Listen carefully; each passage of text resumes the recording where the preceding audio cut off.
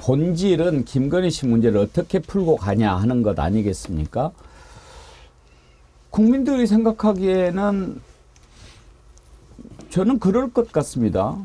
일단 사과해야 된다고 생각합니다. 받는 걸 국민들이 다 봤잖아요. 그걸 뭐 어디다 집어넣으니 어쩌니 뭐 국고에 뭐 이따위 얘기를 하는데 그걸 믿을 국민은 없을 것 같고, 사과한 다음에 어떻게 해야 됩니까? 법을 어겼잖아요. 합당한 벌을 받아야죠. 어떤 벌을 할 것인지는 우리나라 법원이 정할 거고. 그리고 어떻게 해야 됩니까? 다시는 이제 그런 짓 못하게 해야지요. 어떻게 해야 될까요? 뭐 여러 가지 방법이 있겠죠. 또 그것뿐만 아니라 그런 일을 가능하게 한 제도를 바꿔야지요. 제2부속실도 안 만들어버리고 특별감찰관실도 뭐 없애버리고 만들어야죠. 뭐 그렇게 해야 되는데, 당장의 이 문제를 어떻게 해야 되느냐 하는 것이 이제 가장 중요한 부분인데, 일단은 이런 얘기만 나오면은 비대위원장이고 뭐고 그냥 다 뻥뻥 날려버리니까 앞으로 이야기를 누가 꺼낼 수 있을까 싶기도 하고요.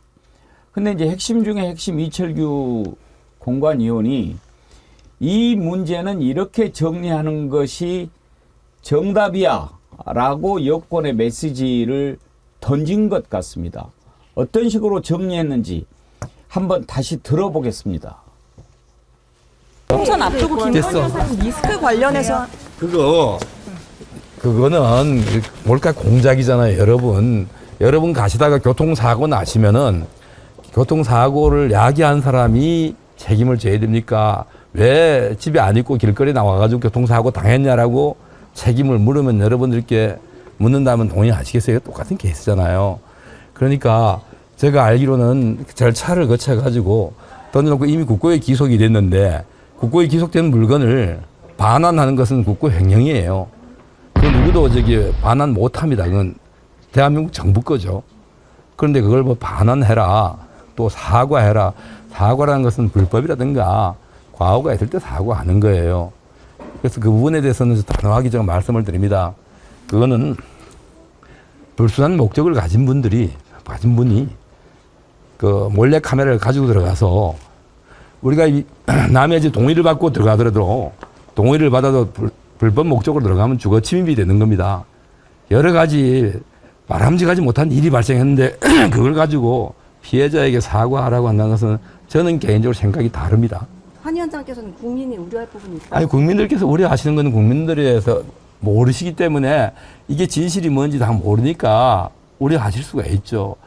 아니, 밖에서 예를 들어서 국민들이 다 이걸 다 아시지 못하잖아요. 이게 공론화된 것도 아니었잖아요. 이게 무엇인지 진실을 다 알고 난 다음에 이해를 못 하시는 분들도 계시겠죠. 우선 이 문제가 있는 사안을 그대로 봐야지, 이걸 정치적 이 진영에 따라 가지고 내 편이니까 이거는 무조건 옳고 네 편이니까 무조건 싫다, 나쁘다, 이렇게 볼 부분이 아니다, 이런 얘기입니다. 예, 참 애쓴다 이런 생각이 드는데, 자, 정리를 합니다. 1. 몰카 공작이다. 2. 김건희가 피해자다. 3. 그거 돌려주면 국고 횡령이다. 4. 주거 침입죄다. 5. 국민이 일단 모르니까 이런 문제가 생기는 거다. 이렇게 얘기를 합니다. 신인길 변호사님, 이철규 씨가 경찰 출신이죠. 변호사는 아니고. 경찰로 고위직까지 했죠. 정보경찰 출신이죠. 경찰, 뭐 수사를 했는지 정보를 했는지 뭐 여러 가지 했겠지만, 법적인 용어를 막 갖다 대면서 국고 횡령, 주거 침입 뭐 이렇게 얘기합니다. 법률가로서 어떻게 들으셨나요? 이철규 의원도 아마 형법을 배웠으니까 그 수사 업무 하셨겠죠. 그리고 경찰까지 하셨는데, 이렇게 되면 정말 경찰들을 모욕하는 거예요. 제가 볼 때 이런 식으로 해명을 하시면. 그래서 저는 이 순리를 거스르는 영리를 따르는 자의 그 발버둥처럼 보였는데, 뭐 제가 다 반박할 필요도 없는 아주 희화되는 얘기라서 몇 가지만 말씀드릴게요. 사과할 필요가 없다. 기존까지 모든 정치인들, 대통령 다 포함해서 사과했습니다.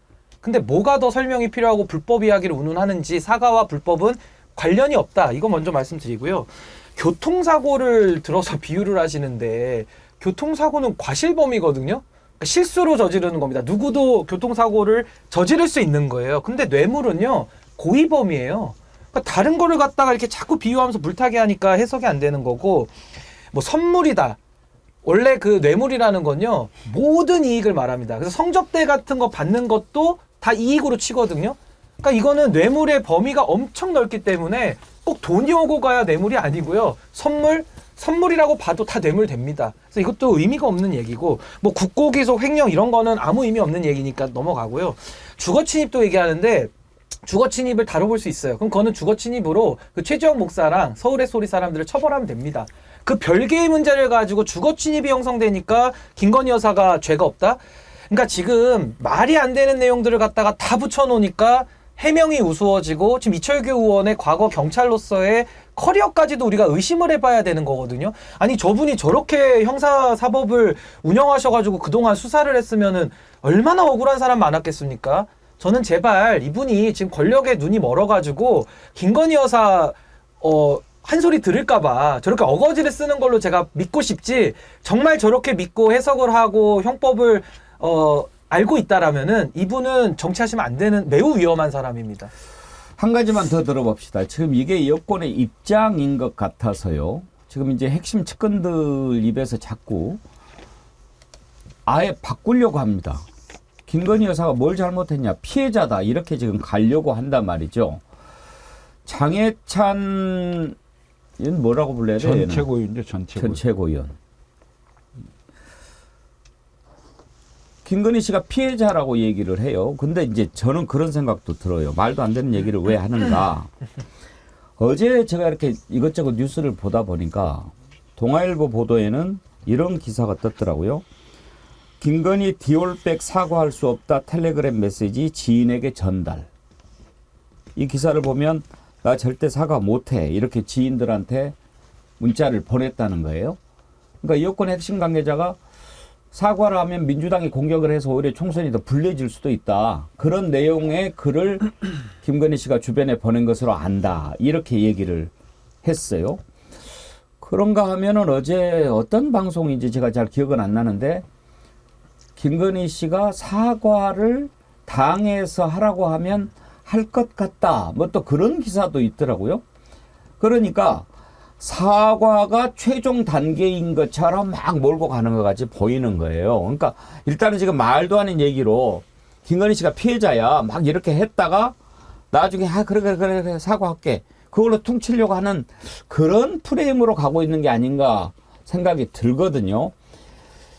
일단 장해찬 전 최고위원이 했던 발언도 한번 들어보시면 어떤 방향으로 가려고 하는지 좀 짚일 것 같은데 한번 보실까요?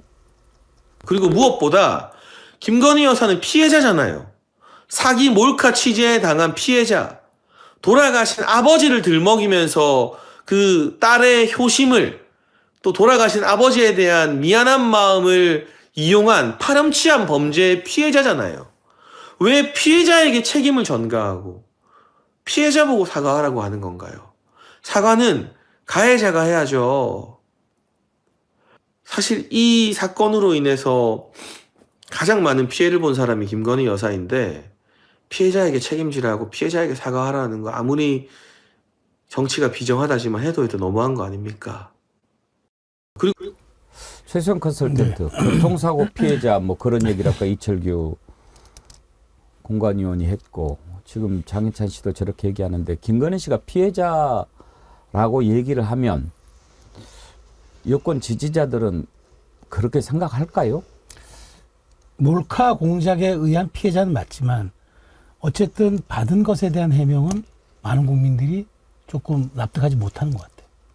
저도 그게 사태의 본질이라고 봅니다. 근데 저걸 효심의 프레임이라든가, 그 다음에 교통사고 피해자의 프레임으로 몰아가고, 그 다음에 그 사례를 인용함으로써 여기에 대해서 얘기하는 거, 저는 저게 과연 국민 눈높이에 맞을까라는 생각이 듭니다. 그래서 저는 이 부분을 이제 뭐 장해찬 혹은 뭐 이철규 이런 여권의 뭐 핵심 뭐 이른바 친윤 그룹들이 그렇게 얘기를 한다고 해서 저것이 과연 보편 타당한 국민의 눈에 상식의 눈높이에 맞을 수 있을까? 저는 모든 것은 그렇잖아요. 우리가 총선 이제 한 70여일 남았는데 유권자의 마음을 사고, 그 다음에 유권자의 그 국민의 동의를 얻는 과정 아닙니까? 근데 저런 것들이, 저런 발언들이 과연 동의와 정말 말하자면 마음을 살 수 있을까? 거기서부터 출발하면 답은 전 자명하다고 봅니다. 저는요, 뇌물범을 피해자로 설명하는 논리 너무 신박하고 좀 웃긴데, 아니, 저 논리대로 하면은 박영수 특검 지금 구속돼 있잖아요.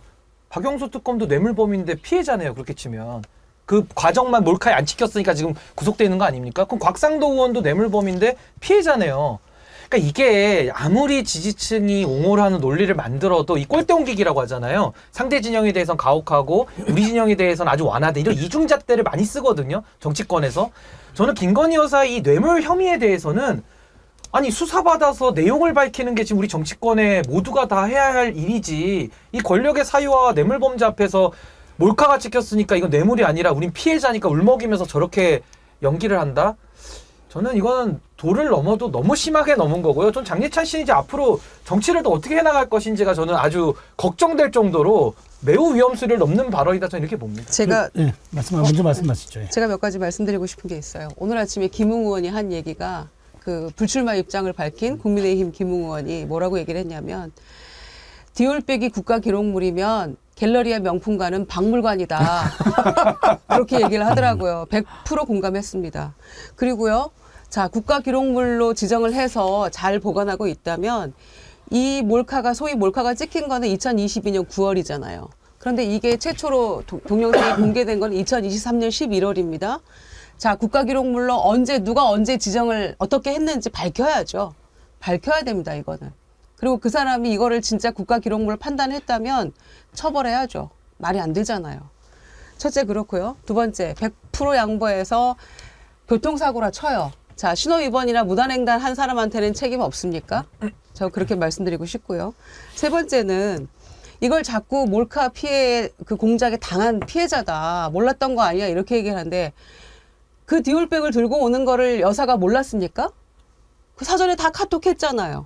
사진도 찍어서 보냈잖아요. 그리고 약속을 잡은 거잖아요. 저렴한 옷이나 뭐 이거를 찍어서 올렸을 땐 답이 없었다고 하지 않습니까? 그래서 그거 사인이 주는 게 뭐죠? 디올백을 들고 그날 갑니다라는 사인이었잖아요. 알고 약속을 잡은 거고 받은 거잖아요. 그런데 이걸 가지고 막연하게 피해자라고 계속 주장한다면 이거 정말 시쳇말로 환장할 일이죠. 그런데 또 하나는 이걸 가지고 사과로 지금 다 소위 퉁치려고 하는데요. 민주당 입장에서 사과하라고 한 적 없어요. 누가 사과하라고 했습니까? 이 명품백 이 사건에 대해서 대통령실의 입장을 밝히라고 얘기했어요. 그런데 계속해서 실기했고 유튜브 언급에 우리는 반응하지 않는다. 어쩌고 저쩌고 계속 하다가 이제는 국가기록물이고 피해자다. 원하면 사과할게. 할까 말까 이렇게까지 온 건데 이거 정말 웃기는 일이에요. 자기네끼리 사과 얘기를 꺼내가지고 그거를 할까 말까를 놓고 싸우고 있는데 민주당에서 사과하라고 한 적 없어요. 아무리 배지가 좋아도요.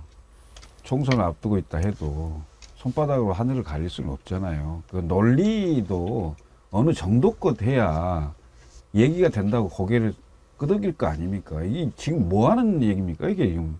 예? 김건희 여사를 피해자로 둔갑을 시키다니 이 국민들이 뭐라 그러겠어요. 그러니까 어느 정도껏 해야 되는데 이 지금 메신저 얘기를 하는 그 장해찬 전 최고나 지금 이철규 의원이나 이런 분들이 더군다나 완전 꼴통 친윤이라고 알려져 있는 사람들이 이런 얘기를 하면 국민들이 수긍을 하겠어요? 오히려 더 화만 나지? 그러니까 제가 드리고 싶어서 이제 메시지 측면에서 한번 제가 말씀드리고 싶은 게 그러니까 지금 조금 전에 메신저 말씀하셨는데 그 정치에서의 메시지는 그 화자 혹은 메신저의 의도보다는 반응이 중요하고 반응보다는 파장이 중요하다고 했습니다.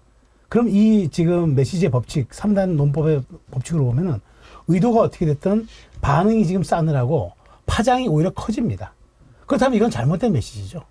그러니까 저는 이렇게 접근하면 곤란하다라는 말씀 드리는 겁니다. 예. 지금 뭐 말도 안 되는 얘기를 하고 있다는 걸 본인은 모르겠습니까? 저렇게 해야 본인이 살고 공천도 받을 수 있고 그렇다고 생각하는 거겠죠.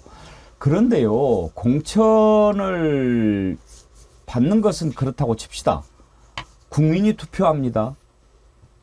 국민을 바보로 알면 안 되지요. 천하람 개혁신당 최고위원이죠, 지금? 예. 예. 천하람 개혁신당 최고위원이 가방과 관련해서 이런 얘기를 하더군요. 한번 들어보시죠. 명품백이요. 저는 그냥 간단하게 이렇게 말씀드릴게요. 김정숙 여사가 이거 받았으면 우리 어떻게 했을까요? 네. 보수 언론에서 뭐 득달같이 달려들었겠죠? 난리 났을 겁니다. 그리고 김정숙 여사가 어떤 사람이 어떤 뭐 친분을 이용해서, 아버지와의 친분이 뭔지 모르겠습니다. 친분을 이용해서 몰카 시계 차고 와가지고 김정숙 여사에게 디올 백을 하나 줬다. 그걸 본 한동훈 당시 검사 내지는 법무부 장관은 뭐라 그랬겠습니까? 걸리면 가야 된다 그랬을 겁니다. 몰카건 아니던 간에 걸리면 가야지 라고 했을 겁니다. 저는 그 태도가 우리 편이라고 해서 달라져서는 안 되는 것이다. 네, 저는 역지사지로 한번 생각해보면 내로남불을 피할 수 있다. 그렇게 말씀드립니다. 천하람 최고위원 발언하는 것을 보면서 김철구 총장 다른 건 몰라도 네. 지금 이제 개혁신당에 가 계신 분들이 그동안에 국민의힘 내부에서도 비판적인 목소리를 많이 내기는 했는데 참 마음은 편하겠다 그런 생각 드네요. 아, 왜요? 뭐 비판만 하면 되니까?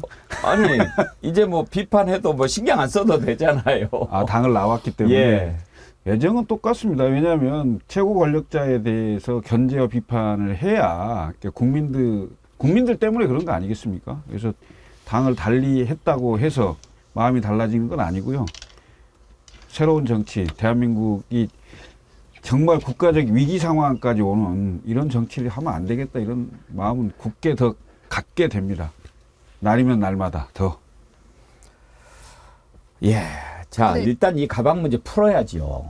근데 이렇게 한다고 풀릴까요? 일단 당 내부에서 이 문제를 계속 제기를 하고 있는데 이런 부분들 정리가 안 되면 안 될 겁니다. 지금 안철수 의원 또 이상민 의원은 이제 국민의힘에 들어갔는데 국민의힘 내부에서도 계속 이야기를 한단 말이에요.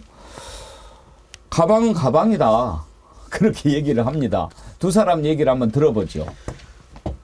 의원님, 일각에서는요, 이 한동훈 비대위원장 체제가 계속 유지되고 그 명분으로 뭔가 대통령실을 문제로 삼았던 이 김경률 비대위원에 대해서 총선 출마는 하되 비대위원 자리에서 내려와야 되는 거 아니냐. 요거를 지금 대통령실에서 명분으로 삼을 수 있다. 뭐 이 얘기 나오거든요. 일부 예, 저도 뭐 의견? 보도를 들어봤는데요. 예. 아니 뭐 그 비대위원이 출마를 하면 비대위원 직책에 수행하는 것이 적절치 않아서 하는 건 다른 고려 정치적 예. 판단이나 이런 거에 의해서 할 수도 있겠지만 예. 지금 이 상황에서 김경률 비대위원을 물러나게 하면은 결국 그러면 비대위원 중에 대통령이나 대통령실의 그 감정을 불편하게 하는 발언을 할 수도 없다는 얘기인데 네. 그럼 당에 그게 제대로 돌아가겠습니까? 그런 이견이나 다양한 의견들이 표출도 그럼에도 불구하고 이제 윤재욱 원내대표 얘기는 또 그 이철규 의원의 얘기는 명백한 몰카 공작인데. 네, 그것도 맞습니다. 이렇게 그걸로 촉발된 거죠. 그거는 그럼에도 불구하고 왜 사과해야 되느냐. 장해찬 전 최고 같은 경우에는 김건희 여사가 피해자다 이렇게 얘기했어요. 네, 그래서 여러 가지를 종합적으로 검토해서 대통령실에서 입장을 정해야 된다고 그 말씀을 드린 거고요.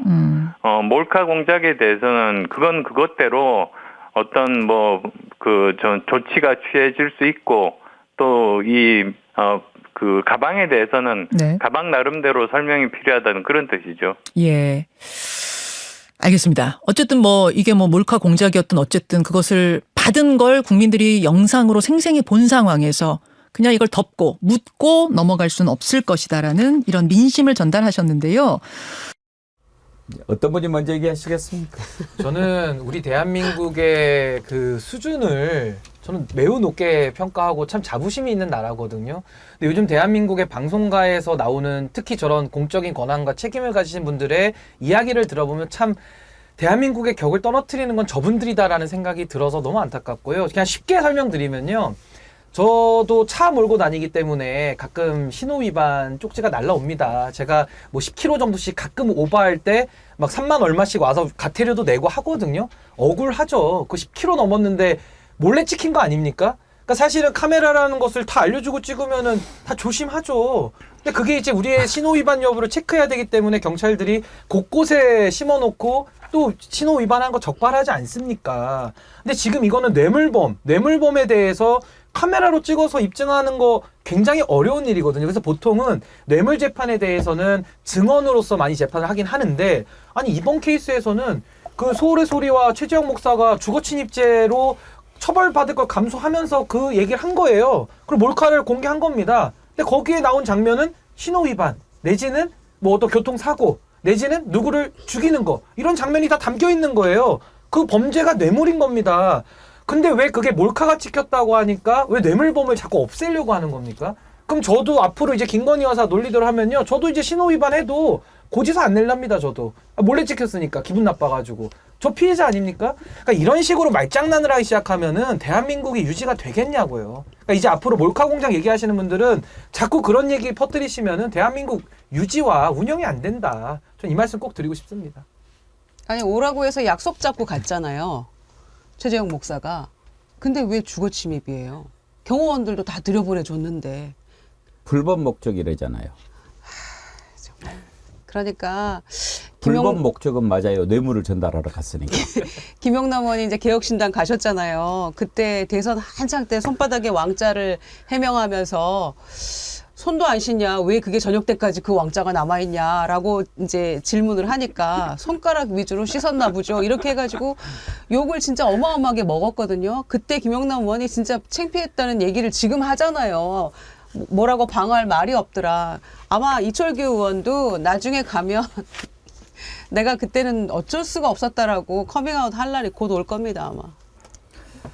요즘에 제가 시사 프로를 이렇게 보면서 몇몇 패널들 얘기하는 거 들으면서 참 혀를 차기도 하는데, 옛날에는 그렇게 안 봤는데 좀 이상해진 패널도 몇몇 있습니다. 변호사 한 명이 시사 프로에 나와서 얘기하는데, 뭐 그런 걸 가지고 뭐 그러느냐, 뭐 그 300만 원짜리밖에 안 하더만, 그것도 가방 핸드백도 아니고 파우치인데 뭐 그런 것 정도 받을 수 있지, 그런 얘기를 하는 거를 보고 저 양반이 왜 저러나 그랬는데, 최수영 컨설턴트 그렇게 이야기하는 패널들은 실제로 그렇게 생각하고 하는 걸까요? 서종욱 변호사는 그렇게 생각하기는 하겠습니다. 뭐 어떻게 저도 평가하기 좀 어렵네요. 근데 확신범인지 아닌지 저도 모르겠습니다만은, 제가 아까 다시 한번 말씀드리지만 메시지 법칙, 의도보다는 반응이 중요하고 반응보다는 파장이 중요합니다. 그게 원칙입니다. 근데 뭐 거기서 벗어날 수가 없는데 그걸 벗어난다고 또 그게 해결이 되겠습니까? 근데 이러면 이럴수록 더 이 몰카 사건이 더 주목이 되고 회자되니까, 그러니까 전 이분들 이제 이거 그만하시는 게 오히려 김건희 여사를 그나마 돕는 길 아니냐. 그래요. 저도 그런 생각 들어요. 그러니까 지금 그 대통령실이나 이쪽 입장은 그거라는 거예요. 이 명품백 사건이 사그라들고 있었는데 한동훈 위원장하고 김경률 비대위원 때문에 이게 지금 이렇게 다시 수면 위로 올라왔다, 이럴 수가 있느냐라고 이제 분개한다는 거죠. 그리고 대통령도 나 때문에 이렇게 배우자가 고생을 하면서 이게 악마화되고 있는 점이 난 너무 이제 마음이 아프다, 이런 취지로 얘기를 했다는 거잖아요. 그런데 지금 이러면 이럴수록 오히려 이제 더 폭발하는 거죠. 그리고 이런 일이 없다 손 치더라도 그 명품백 사건이 없어지겠습니까? 오히려 더 각인될 수밖에 없는 상황으로 몰고 가고 있어요. 그런데 우리가 장관 시절에 한동훈 법무부 장관 뭐 그때 언론과의 관계가 이제 비대위원장 가서는 달라질 거다라고 저희가 얘기했잖아요. 이 출입 기자들이 한두 명도 아니고 여기저기서 묻기 시작하면 정말 아마 힘들 거다 했는데, 오늘도요, 어제 이제 그렇게 봉합 국면을 맞이하고 나서 김 여사 관련 질문에 대해서 뭐라고 답을 했냐, 제 생각은 충분히 말씀드렸습니다, 이렇게밖에 얘기를 못했어요. 이제 그러면 변함없다는 얘기일 텐데 앞으로 그렇다고 질문 안 하겠어요? 계속 아마 물어볼 겁니다. 어떤 식으로든지 해법이 제시되지 않으면. 그러면은 뭐 밴드 붙여서 봉합한 것처럼 보여도요, 핵심적인 건 딱 두 가지잖아요. 김 여사 이 문제, 두 번째는 이제 용액관들 공천을 어떻게 할 건가, 더 큰 뇌관도 남아 있어요. 이 부분에 대해서 한동훈 위원장이 그냥 유야무야 뭐 대답 안 하고 비껴갈 수 있겠습니까? 그러니까 이거는 좀처럼 사라지지 않는 리스크가 현존하고 있는 거고, 봉합은 그냥 본인들의 정신 승리일 뿐이다, 이런 생각입니다. 그러니까 민심이라는 게요, 그 관리 가능하다고 생각하시면 안 돼요. 그리고 민심이 요구하는 수준을 항상 뛰어넘는 발언을 해야 되고 뛰어넘는 대책을 내놔야 됩니다. 그 지금 마지못해서 내놓을 만한 그 사과, 그 피해자인데도 국민들이 원하니까 사과 정도 하겠다, 밀려서 이걸로 퉁칩시다 이렇게 생각을 하잖아요. 그럼 결국은 그게 막아지지가 않습니다. 지난 우리가 국정농단 사태라고 해서 탄핵 사태를 맞이해 본 적이 있잖아요. 그때 탄핵이 되기 전에 마지막으로 박근혜 대통령이 나와서 사과를 합니다. 그리고 헌법 개정까지 얘기를 하면서 얘기를 합니다. 근데 그게 전혀 감흥이 없어요. 막아지지가 않습니다. 저는 김건희 여사 그 도이치모터스 특검 나왔을 때 수용해야 된다고 얘기를 했고, 시간을 빨리 단축해서 빨리 터는 게 국정운영의 부담을 더는 거라고 분명히 저는 여러 번 얘기를 했습니다. 그리고 명품법 사건이 나왔을 때 이것이 오히려 그 특검법을 하게 만드는 그런 작용을 할 가능성이 크다, 이런 얘기를 많이 해왔는데 결국 총선이 다가오면 다가올수록 민심은 더 안 좋아질 수밖에 없습니다. 제가 봤을 때는 대통령실이 정상적으로 민심을 수렴하는 과정이 된다면 정말 민심을 뛰어넘는 뭔가 해법을 내놔야 될 것이다, 이렇게 보여집니다. 그래서 저는 민심 동행의 기대가 큽니다. 오늘 토론이 뜨거워서 댓글 소개를 많이 못 해드렸는데 조금 소개를 해드릴게요.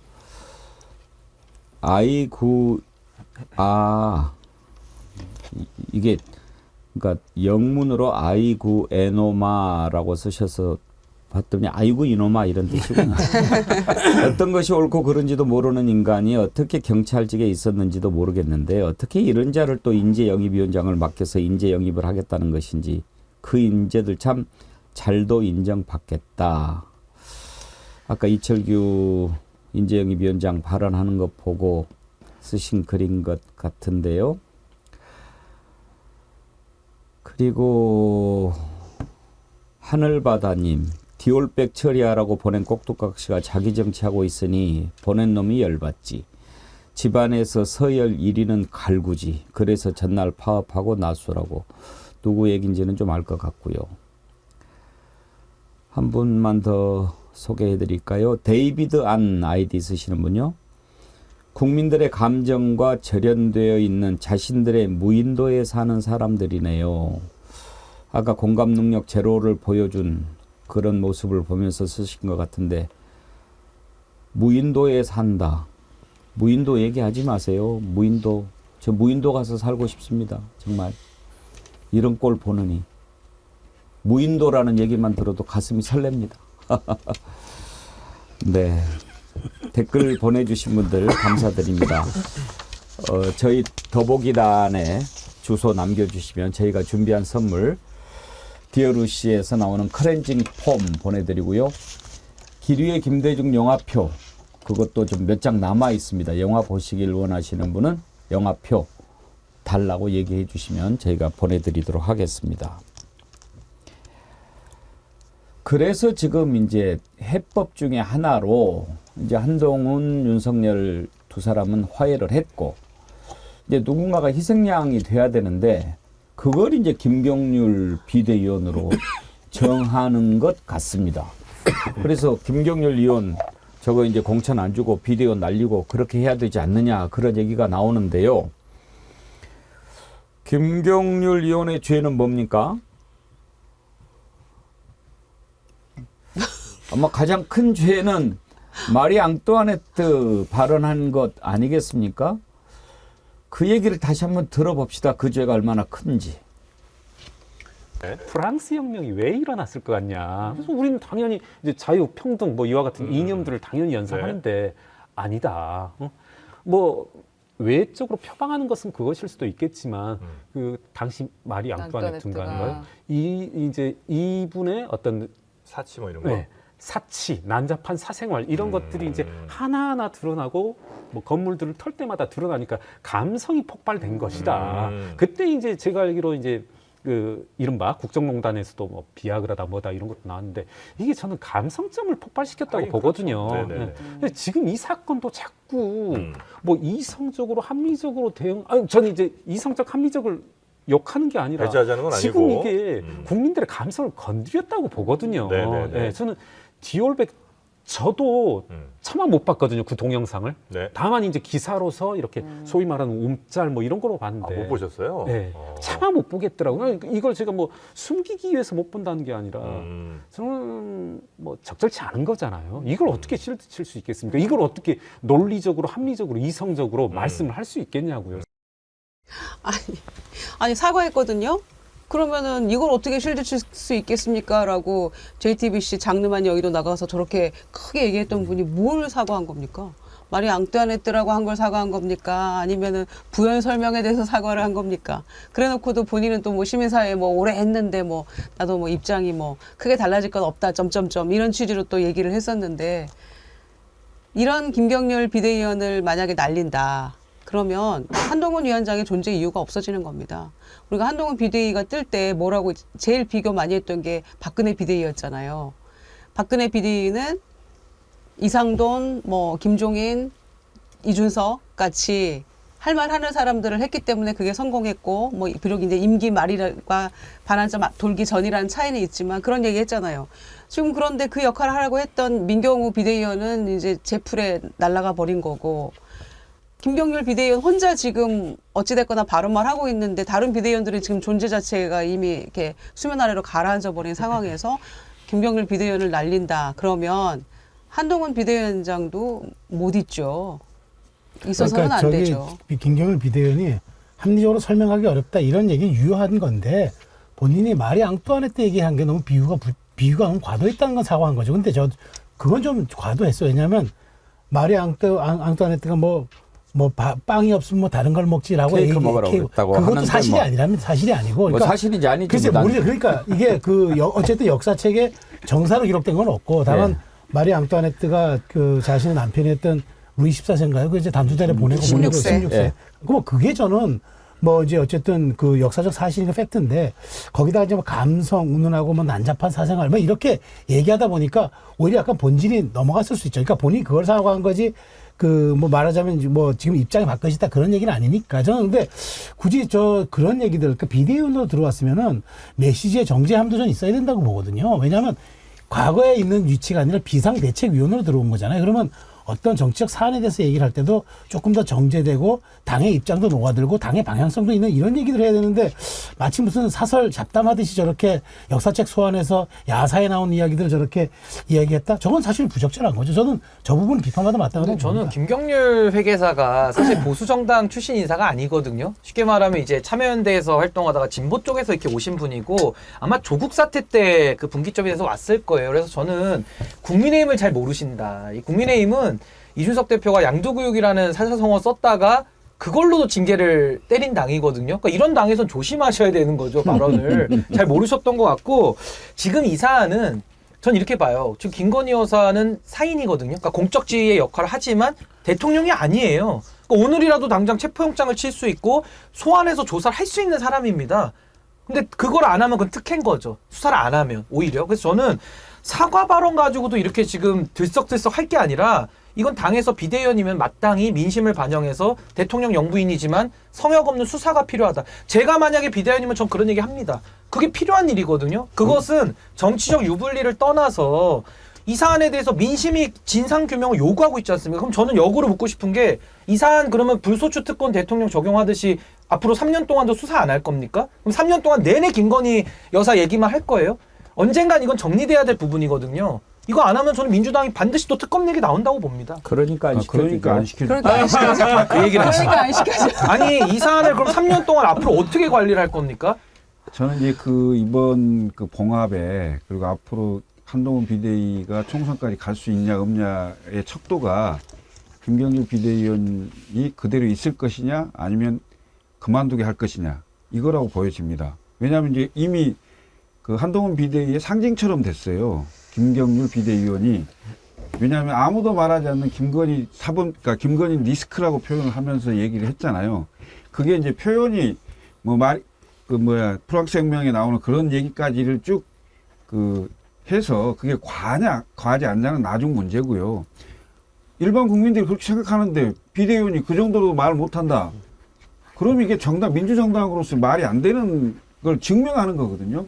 결국은 김건희 여사 발언을 한 것 때문에 찢겨 나가는구나라는 게 증명되는 구조가 되고요. 이게 총선 때까지 훨씬 악영향을 미칠 거로 판단을 할 겁니다. 그럼에도 불구하고 대통령실은 참지 못할 것이다. 이렇게 보여지거든요. 근데 결과는 보겠습니다만은 제2, 제3의 결국은 분란이 날 수 있는 소지는 김경률일 가능성이 있다. 이렇게 예. 보여집니다.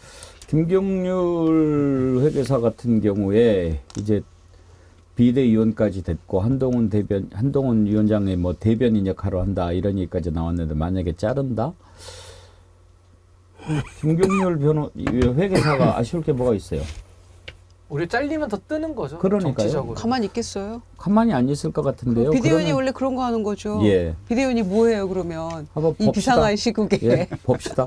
오늘은 시간 때문에 여기서 마쳐야 되겠는데요.